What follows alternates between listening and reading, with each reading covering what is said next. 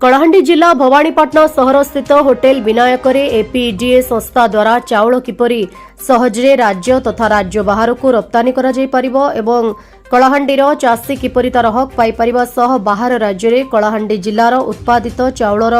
चाहिदा बढ़ी पारिबा सह सहज साध्य रप्तानी उपरे गुरुत्वारोप करी किछि चाषी मानकु नै एक कार्यक्रम आयोजन करा जायथिला। आम जिला एक कृषि प्राधान्य जिला धान उत्पादन उपरे समग्र राज्य रे 2 नंबर जिला भावे परिगणित होई परिछि।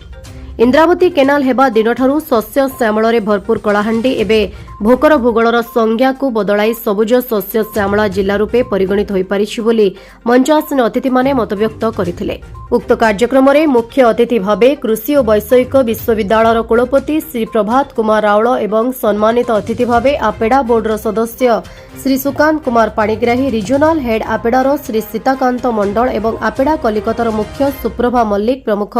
मंचासीन थिबा स्थले प्राय 50 रु ऊर्ध्व चाषी उक्त कार्यक्रम रे अंशग्रहण करथिले। शेषरे प्रगतिर संपादक प्रभाकर अधिकारी धन्यवाद अर्पण करथिले। किछि परसेंट आमे कलाहांडी मध्ये अवदान करूछु एवं हमर एई जो बेल्टटा रहिस वेस्टर्न ओडिसा बहुत माने उन्नत हमर अंचल धान चाष पाई एवं आमे समस्त को जोगौछु खाद्य एवं राज्यवासी को राज्य बाहर को मध्ये जाउछि। आजिकार ये कार्यक्रम मुख्य उद्देश्य है चाउल रप्तानी केमती हो पार आम अंचल कलाहांडी जिल्ला एवं पाखापाखि जो जिला गुड़ाक अच्छी से जो केविके डिस्ट्रिक्ट आम कहूँ बेसिकाली केमी आम चाउल एक्सपोर्ट करें कौन कौन भेराइटर चाउल अवेलेबल राइस एक्सपोर्ट करने चाउल रप्तानी करने कौन कौन प्रोब्लेम्स रही आम सामने तार समाधान कौन हो पार एवं विभिन्न प्रकार आमर टेक्नोलोजिकल सपोर्ट आम केमी पाइपर कौट पाइपर एवं आउ कौन कौन सब एमती करणीय जिनस रही रही कम जोटा कम करने अच्छी तेज देखिए आम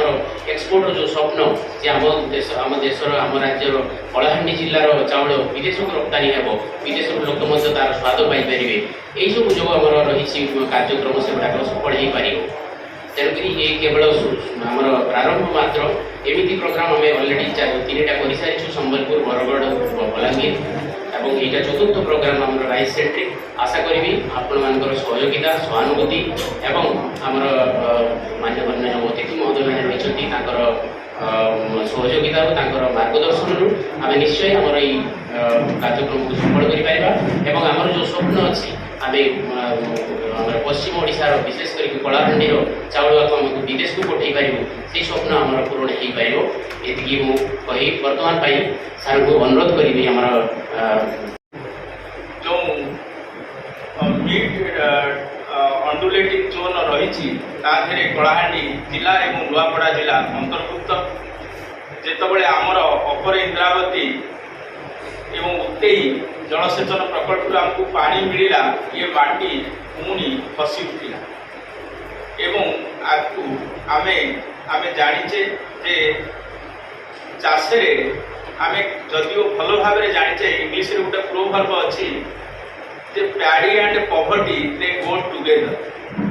एपटे आमे कहूचे धान आमर लक्ष्मी मु प्रणाम करुची माँ लक्ष्मी को। प्रोफेसर प्रभात कुमार रावल ओडिशा कृषि और वैषयिक विश्वविद्यालय कुलपति आज जो बैठक होता धान रप्तानी आप कहते आ सहित गोटे छोटिया जिन कहले सर कलाहांडी को सब समय चित्रण करा भोगर भोगल मैंने कलाहांडी बोलिकिना किंतु आप जानते कि नहीं मुझे जानवाक चाहूँगी जे कलाहांडी रे सब प्रकार संपद पूर्ण किंतु आपण माने फिर कहते कलाहांडी भोगर भोगल या कौन टी नाई मोर कहवार अभिप्राय अलग थिला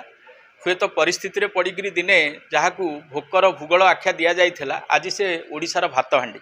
से जो मानसिकता आज परिवर्तन होती जो उपस्थित चाषी भाई और भौणी मैंने से श्रम कलाहांडी माटीर अवदान सेटा को मन पकड़ापी एक कहली आज्ञा कलाहांडी आपंकर सब समय आगुरी जानते आप जानते आम जानूँ जे धान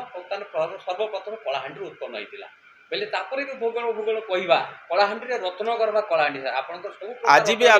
भी आमे कहूचे रत्नगर्भा कलाहांडी एवं अनेक प्रकार संभावना ही कलाहांडी रे थाए मु मध्य कहूली कलाहांडी रे फसलर मानचित्र केवल कलाहांडी को निर्देश करे जेमती अगणित फसल हिसाब से जो फसल दिने कौटी हो पार नथिला एठी गहम हो पारुला, एठी धान हो पारुची, एठी कपा हो पारुची, एठी मका हो पारुची, एठी हरड़ हो पारुची, एठी कांदुल हो पारुची, एठी पियाज हो पारुची, एठी आखु हो पारुची। तेणु एभलिया एक जिला पाइबा ओडिशा माटी रे बहुत विरल। तेणु सेथिपाई कलाहांडी प्रति आमर यथेष्ट सम्मान रही एवं कलाहांडी चाषी भाई और भौणींकर मध्य एथिप्रति सेमानकर जो अवदान ताकू आमे समस्ते स्वीकार करुचे। सर छोटिया जिनिस सर कलाहांडी चाष धान प्रचुर परिमाण रोचे ओडिशा रे आमे द्वितीय नंबर स्थान अधिकार करछु किंतु जेतेले चाषी धान बिक्री करबा को मंडी को जाउची सर विभिन्न समस्या होची आ कटनी गुटे शब्द जोटा होची से संपर्क रे आपण कोन कहबा किपरि सचेतनता करबा सरकार को आकर्षण करे सरकारकर ए जिनिस जे सरकारक नजर रे नाही से कथा नुह। बहुत समय रे आमे जेतिकी उत्पादन करूथले से आमको अभाव होउथला। आज आपण बिक्री बटार परिवेश दाबी करुछंती तार एकमात्र कारण होची जे आमे गोटे बड़का राज्य हिसाब रे धान उत्पादन रे बा चाउल उत्पादन रे गोटे बड़का राज्य हिसाब रे परिगणित होइचे एवं समस्या आसीबो ताकू समाधान करा जाए, सामूहिक भाव में स्थानीय भाव में समाधान करा जाए, सरकारी स्तर में मध्य समाधान करा जाए। हुए तो 10 वर्ष तले जदि आपण मने पकेइबे सरकारकर ए किणा बा जो मंडी व्यवस्था नथिला किबा कटनी छटनी नथिला। तेणु आज जेहेतु आमे अधिका उत्पादन कले सरकार आगु को गोटे पाद आसीछंती हुए तो समयक्रमे से समस्या मध्य निश्चित भाव। कलाहांडी जिल्लारो मधुसूदन महापात्रଙ୍କ रिपोर्ट, ओडिशा हाइलाइट समाचार।